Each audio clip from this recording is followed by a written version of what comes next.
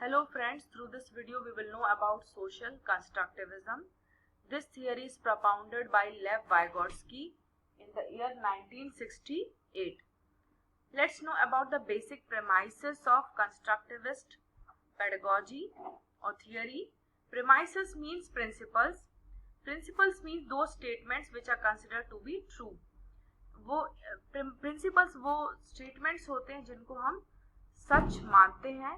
क्यों मानते हैं? क्योंकि ये प्रिंसिपल्स कई ऑब्जर्वेशन और एक्सपेरिमेंट्स के बाद बनाए जाते हैं. So let's know about that. First is individuals live in the subjective world of their own. हर कोई अपनी बनाई हुई दुनिया में रहता है. इसका मतलब है कि टीचर जो सिखाती है बच्चों को उसको सीखने की बजाय जो वो महसूस करते हैं, जिस माहौल में उनकी अपब्रिंगिंग होती है और जो वो देखते हैं उससे वो ज्यादा सीखते हैं. कई बार आपने देखा होगा कि टीचर एक होती है, बच्चे कई होते हैं और हर बच्चे की लर्निंग अलग होती है. टीचर्स तो सभी बच्चों की एक ही होती है, लेकिन बच्चे अलग अलग ढंग से सीखते हैं. ऐसा क्यों होता है? क्योंकि वह अपनी जो दुनिया में जो देखते हैं, अपने आसपास जो देखते हैं, उससे वो सीखते हैं.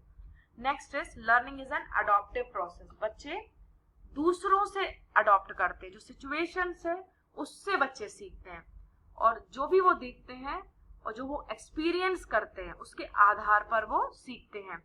नेक्स्ट, बच्चे पूर्व ज्ञान के आधार पर नए ज्ञान का निर्माण करते हैं. तो टीचर को क्या करना चाहिए? जब वो कुछ नया सिखाने जा रहा होता है या जा रही होती है तो उसको बच्चों के प्रीवियस नॉलेज को चेक करना चाहिए कि जो वो टॉपिक पढ़ाने जा रही है उससे रिलेटेड बच्चे क्या जानते हैं, पहले से उनके प्रीवियस नॉलेज क्या है.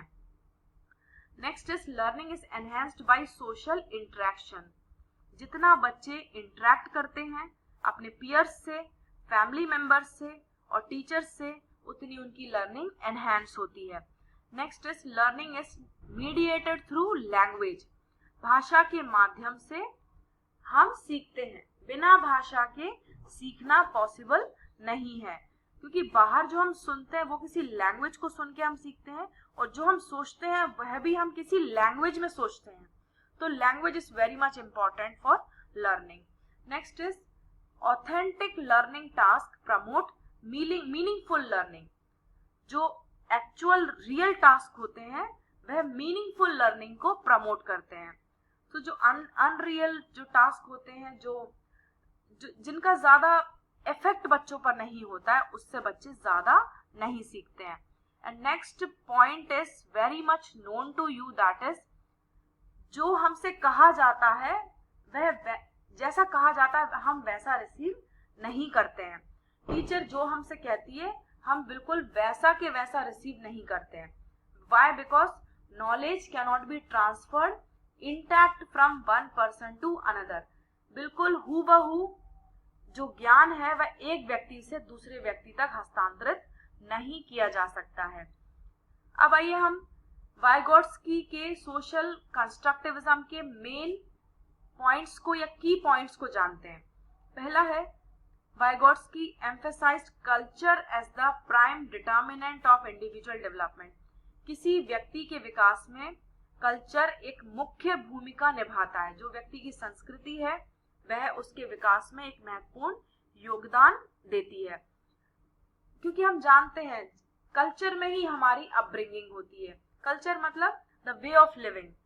जो हैबिट्स हम देख रहे हैं, जो खान पान, रहन सहन, जो भाषा है, जो काम करने की शैली है, उस सबको हम कल्चर कहते हैं.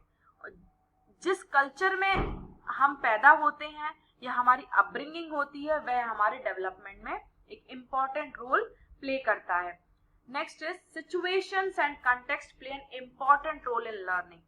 हम परिस्थितियों से सीखते हैं, हम किसी परिप्रेक्ष्य में सीखते हैं. सो टीचर को ये चाहिए कि वह क्लास में सिचुएशन बेस्ड लर्निंग को प्रमोट करे. क्लास में ऐसी एक्टिविटीज, ऐसी सिचुएशंस बच्चों के सामने प्रेजेंट करे जिससे उनकी लर्निंग प्रमोट हो. Because this theory emphasizes on this point that situation and context are important for learning. Third is learning is highly social. This we have already known. Social means जितना हमारा interaction बढ़ेगा, जितने हम groups को ज्यादा देखेंगे, interact करेंगे, उतनी हमारी लर्निंग प्रमोट होगी. Next, learning is mediated through language. भाषा के माध्यम से हम सीखते हैं. सो टीचर्स को चाहिए कि वह सरल से सरल भाषा का प्रयोग करें जो बच्चों के समझने योग्य हो. तो जितना ज्यादा बच्चे समझेंगे उतनी उनकी लर्निंग एनहांस होगी. नेक्स्ट इज, एक बच्चे का कल्चरल डेवलपमेंट 2 लेवल पर होता है. पहला सोशल लेवल और दूसरा इंडिविजुअल और साइकोलॉजिकल लेवल. सोशल से साइकोलॉजिकल लेवल में हमारा कल्चरल डेवलपमेंट होता है. आइए जानते हैं कैसे होता है. आपने देखा होगा कि जो छोटे बच्चे होते हैं वह देख के सीखते हैं, तो वह उसको हम सोशल लेवल मान सकते हैं कि जो भी आसपास हमारे सोसाइटी में चल रहा होता है उसको हम ऑब्जर्व करते हैं और एक्सपीरियंस करते हैं और उसको वैसा के वैसा रिसीव करते जाते हैं. सो ये सोशल लेवल पर हमारा कल्चरल डेवलपमेंट आप कह सकते हैं. और दूसरा है इंडिविजुअल और साइकोलॉजिकल लेवल. जो हमने पहले से रिसीव किया है हम उसके बारे में सोचते हैं, और ये जो सोचना है वह साइकोलॉजिकल लेवल पर होता है.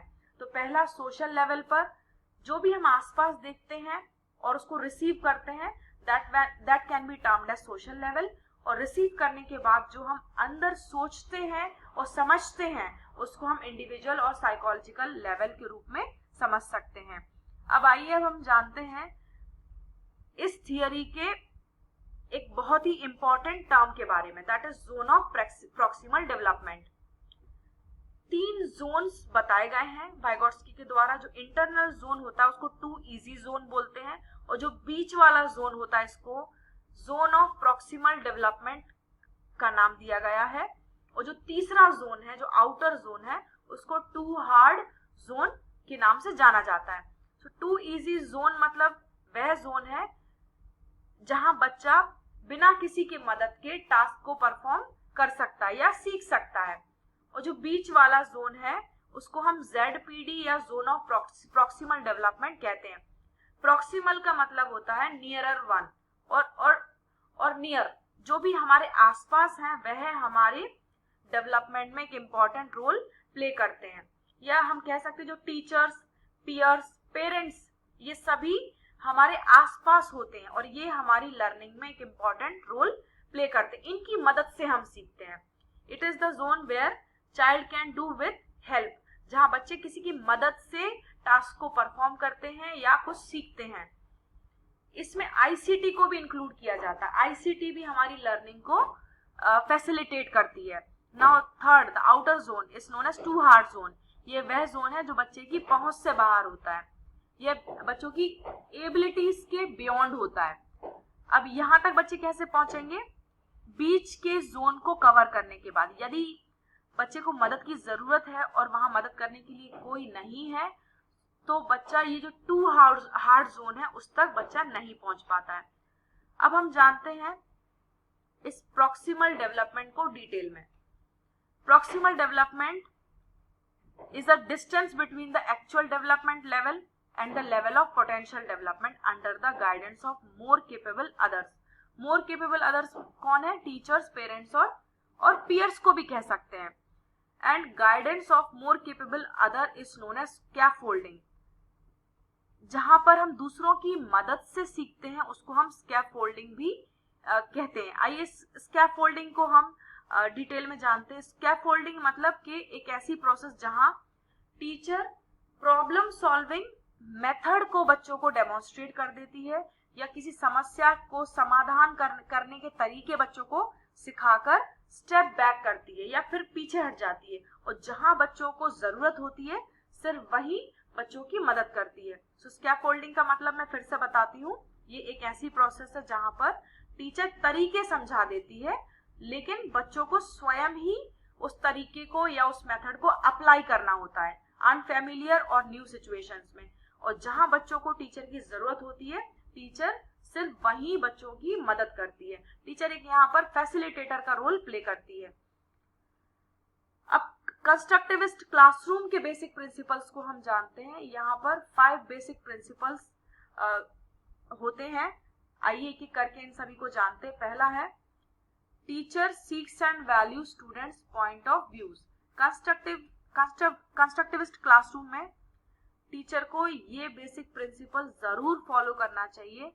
जो भी बच्चा कहना चाहता है या उसका जो आंसर है उसको टीचर को वैल्यू देना चाहिए। बच्चे के पॉइंट ऑफ व्यू को टीचर को वैल्यू देना चाहिए। टीचर को ऐसी अपॉर्चुनिटी बच्चों को प्रोवाइड करना चाहिए जहां पर बच्चे बोल सकें, अपने पॉइंट ऑफ व्यू को सबके सामने रख सकें।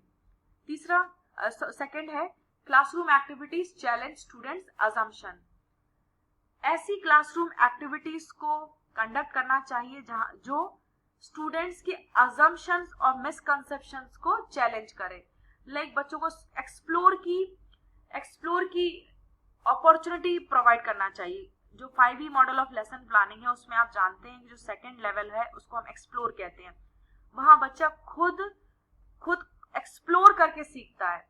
तो वह एक ऐसा तरीका है जहां पर बच्चों के assumptions को चैलेंज किया जा सकता है। तीसरा, teachers pose problems of relevance.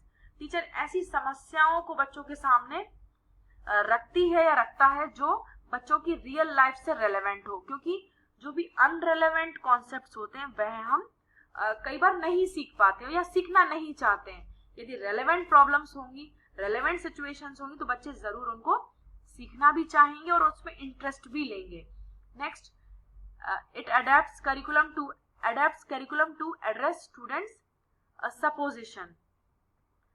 ऐसी करिकुलम मतलब उन एक्टिविटीज को टीचर अडेप्ट करती है जो स्टूडेंट्स के सपोजिशंस को एड्रेस कर सके। सपोजिशन मतलब कि कुछ अजम्पशंस या कुछ बिलीफ्स हैं जिनके प्रूफ उनके पास नहीं है। बच्चों के कुछ बिलीफ्स ऐसे बन जाते हैं जिनके कुछ प्रूफ नहीं होते, वो कुछ बातों में मानने लग जाते हैं। तो ऐसी एक्टिविटीज क्लास में कराना चाहिए जिससे उनके मिसकंसेप्शंस को क्लियर किया जा सके। Next is continuously assess students progress in the context of teaching learning process में बच्चों की लर्निंग को कंटिन्यूअसली असेस किया जाना चाहिए। एक्टिविटीज के माध्यम से जब वो सीख रहे होते हैं तो वहां पर उनका कंटिन्यूअसली मॉनिटरिंग की जानी चाहिए और उनको कंटिन्यूअसली असेस किया जाना चाहिए। So far we have known about the social constructivism of Vygotsky.